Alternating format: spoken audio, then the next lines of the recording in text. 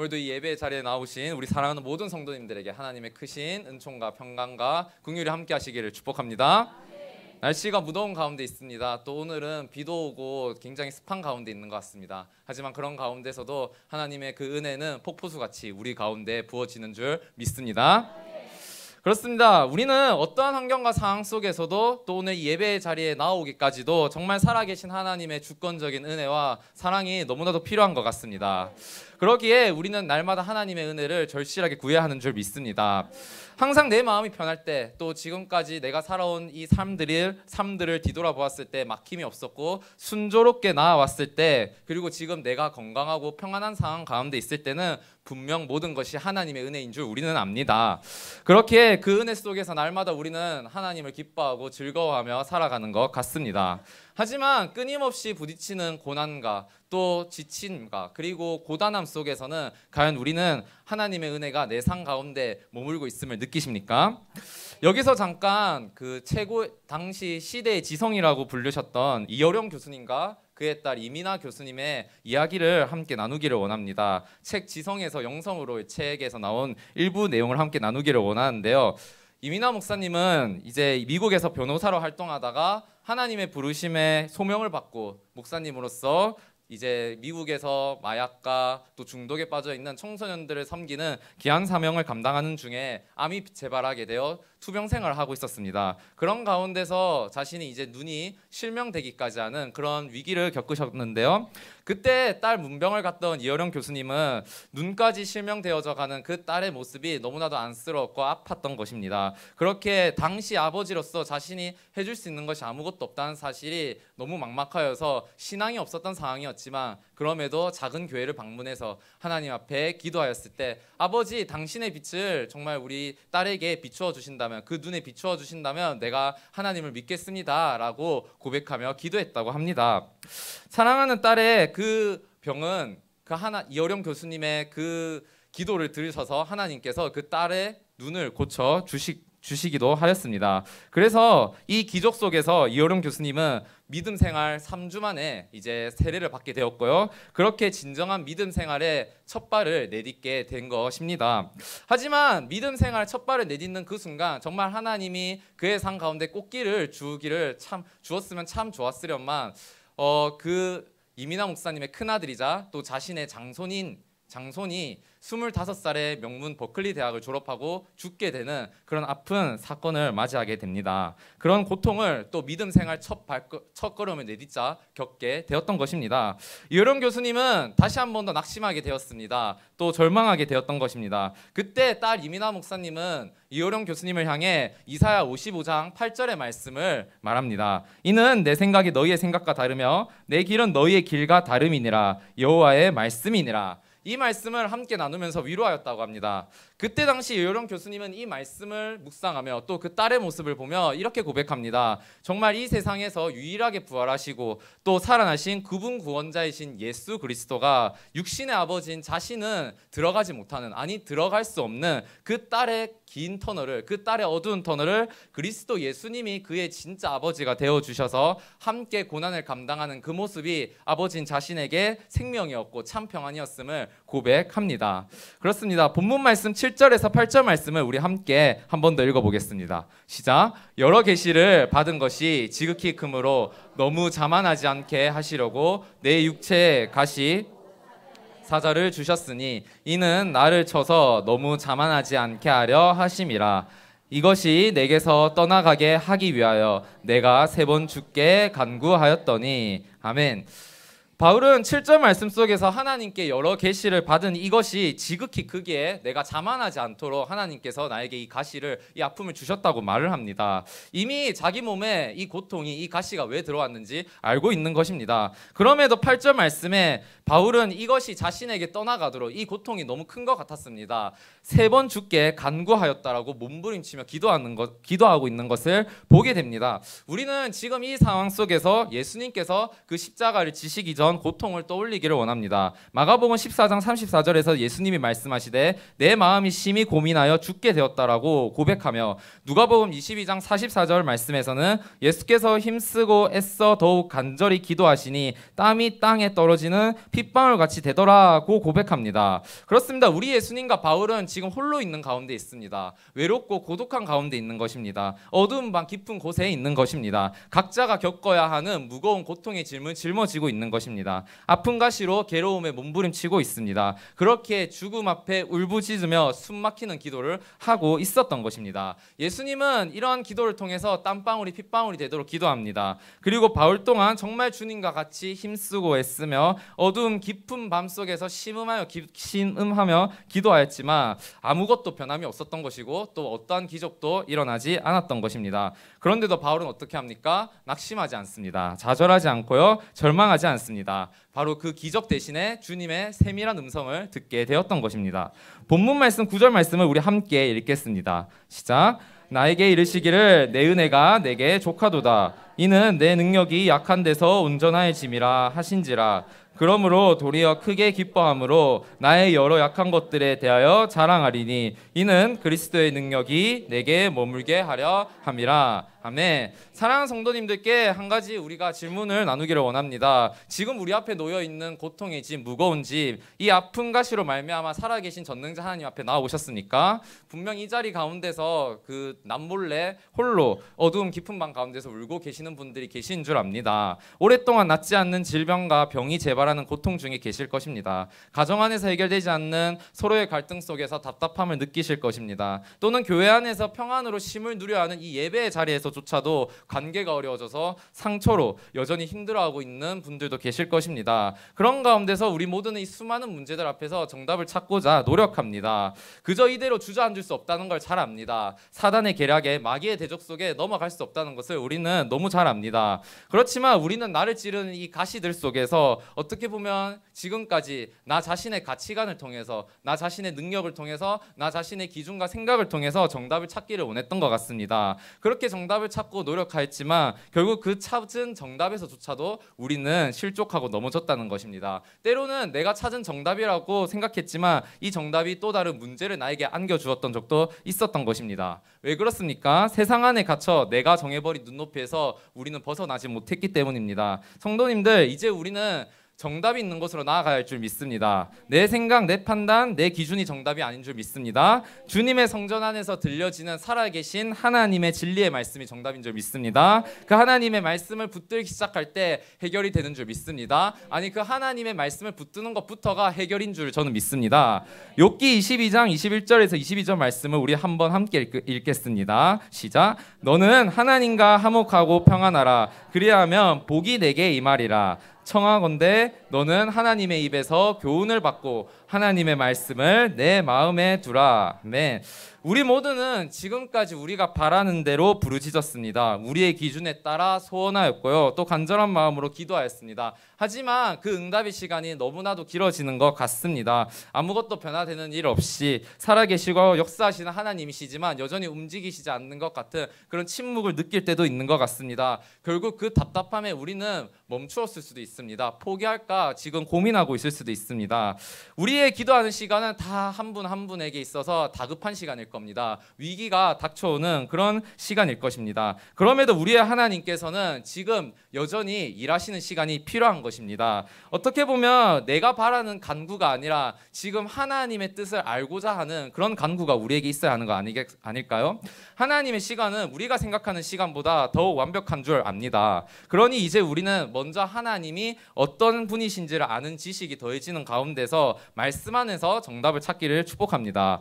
우리 모두는 내 삶을 버티게 하는 살아계신 하나님의 은혜가 너무나도 필요합니다. 그래서 먼저 하나님과 화목하고 평안하라고 말씀하십니다. 내 그릇이 정말 은혜를 받을 수 있는 그릇이 되어야 합니다. 내 삶이 하나님의 은혜를 담아낼 수 있는 거룩한 삶이 되어야 하는 것입니다. 그렇게 하늘에 계신 하나님과의 관계 속에서 내가 지금 바른 소통을 이루어가고 있는지 날마다 성령님이 나를 조명하여 주시기를 우리는 기도해야 합니다. 혹여라도 나 자신의 깊은 죄를 회개하지 못한 채 기도하는 것은 아닌지, 습관적인 교만함과 자만심에 빠져 기도하는 것은 아닌지, 또는 나를 정죄함 속에 가두고 의심과 불안함과 우울한 상태에서 기도하는 것은 아니었는지 나 자신을 반드시 살펴보아야 하는 것입니다. 그러므로 이것들로부터 모두 자유하기 위해서는 우리는 살아계신 하나님과 화목해야 합니다. 하나님과 평안해야 하는 것입니다. 그래야 하면 복이 내게 임하신다고 하나님께서 말씀하시는 것입니다. 하나님의 말씀 자체가 복인 줄 믿습니다. 하나님의 말씀이 나를 범사에 잘되게 하는 것입니다. 하나님의 말씀이 나를 건강하게 합니다.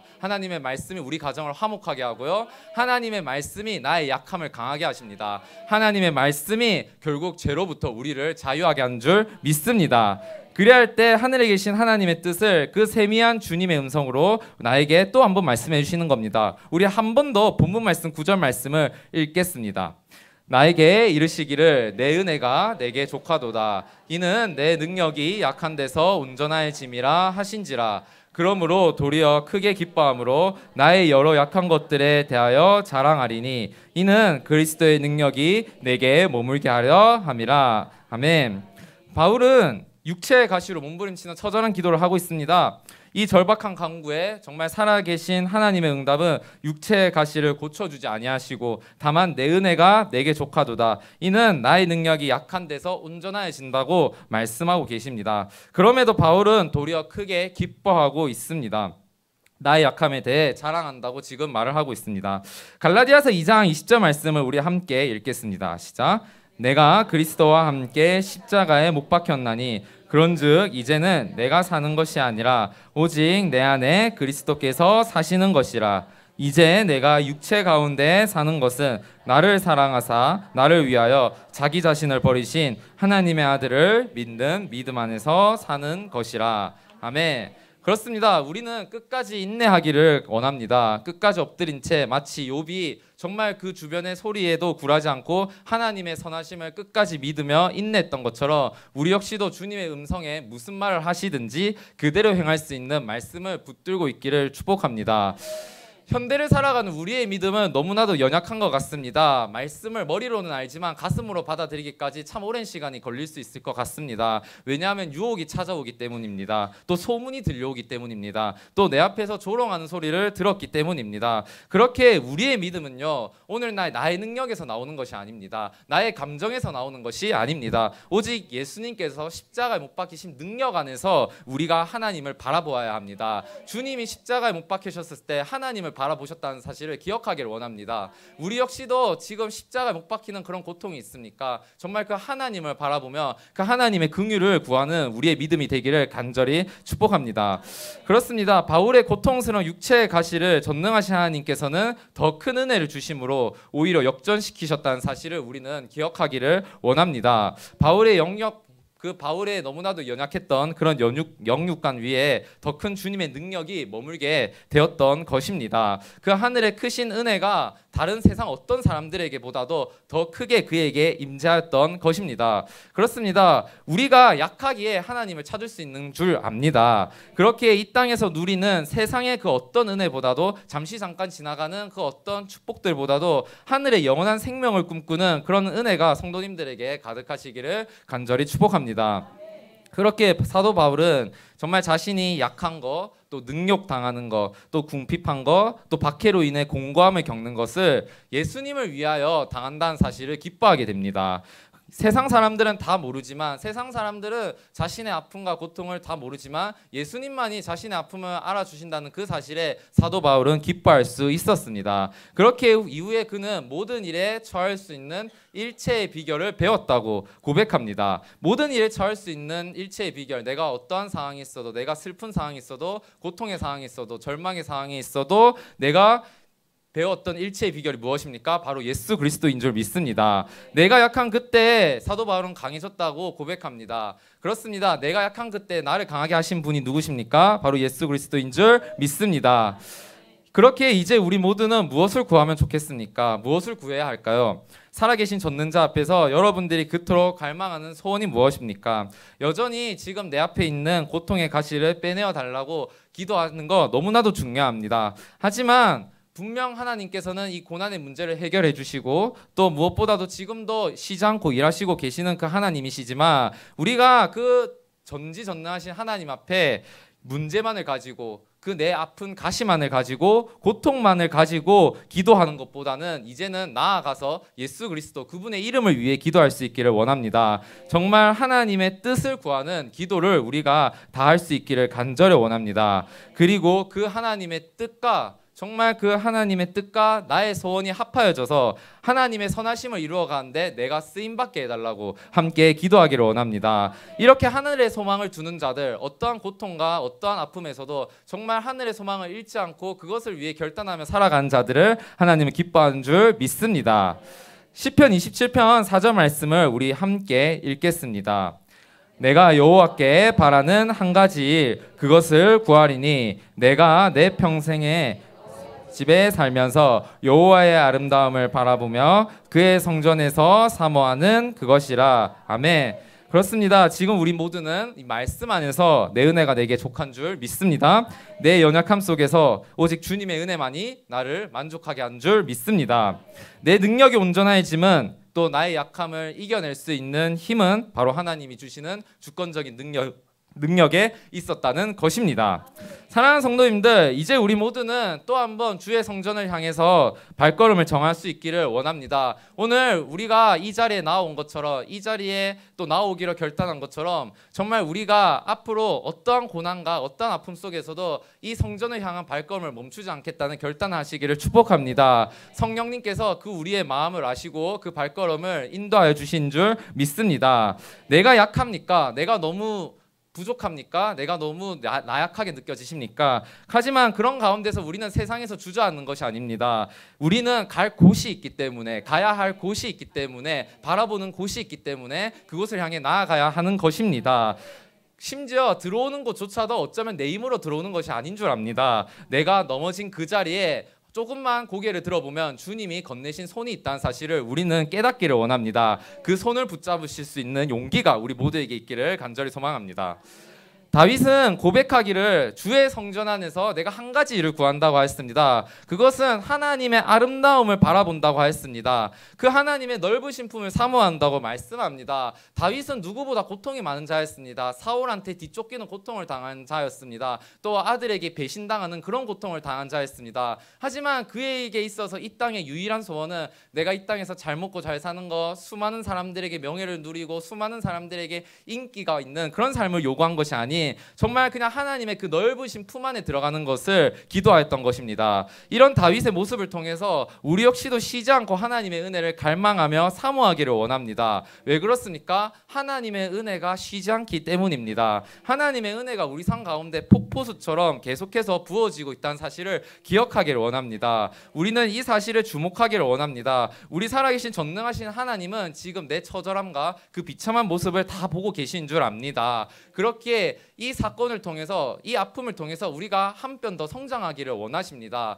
우리가 하나님을 믿는 것처럼 하나님도 우리를 믿는 줄 압니다. 그렇게 크고 작은 아픔이 있는 고통의 가시가 있으십니까? 그 하나님의 주권적인 방법으로 우리가 조금 더 이 세상에서 구별되어질 수 있는, 조금 더 이 세상에서 더 담대하게 살아낼 수 있는 그 예수님의 십자가의 능력 안에서 성화되기를 간절히 소망합니다. 그렇게 그 아픔을 버틸 때 진짜 내가 성숙한 믿음의 사람으로, 성령이 충만한 사람으로 또 세상이 감당치 못하는 자들로 나를 세워주셔서 거룩한 삶을 우리 모두가 살아내는 줄 믿습니다.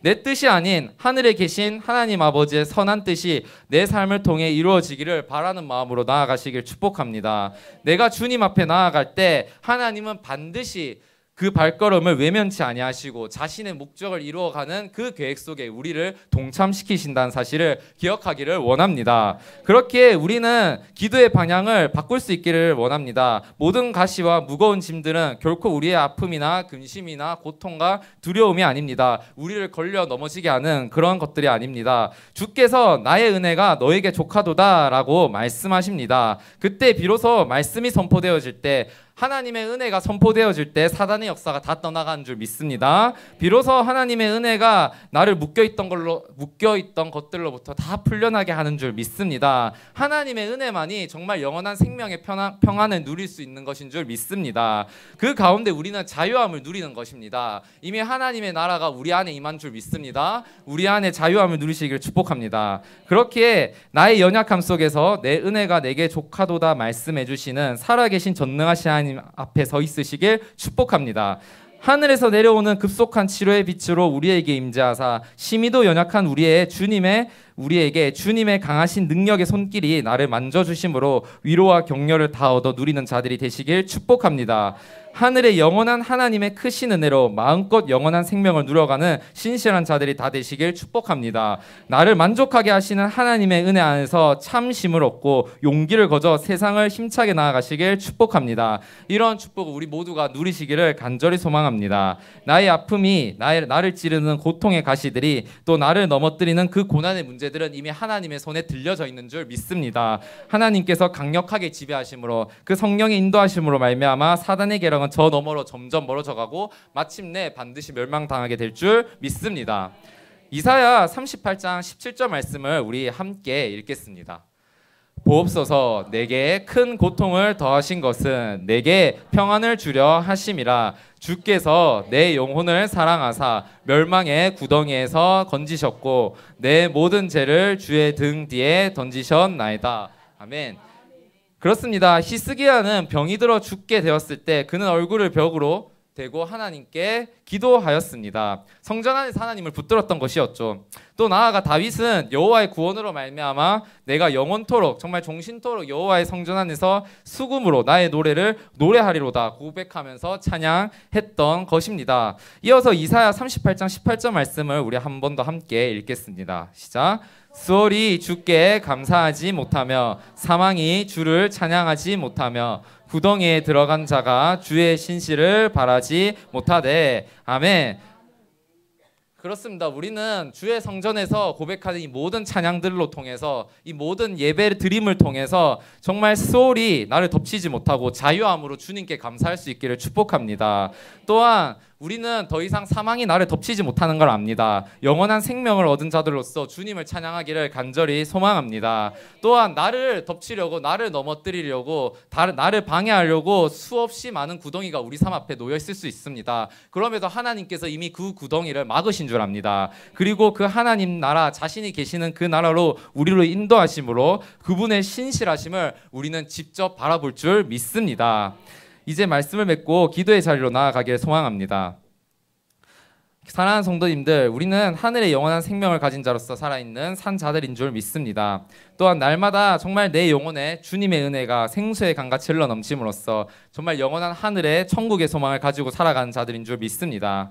그래야 할 때 오직 내게 주신 그 주님의 은혜로 주의 성전 안에 들어와서 심실하고 참된 예배자로 살아계신 전능하신 하나님 앞에서 우리의 고백이 온전히 주님의 은혜로 만족하게 되었다는 그런 고백이 다 되시기를 축복합니다. 나의 능력이 약한 데서 온전하게 하신 그 주님의 은혜를 사모하며 우리 함께 찬양의 자리로 나아갑시다.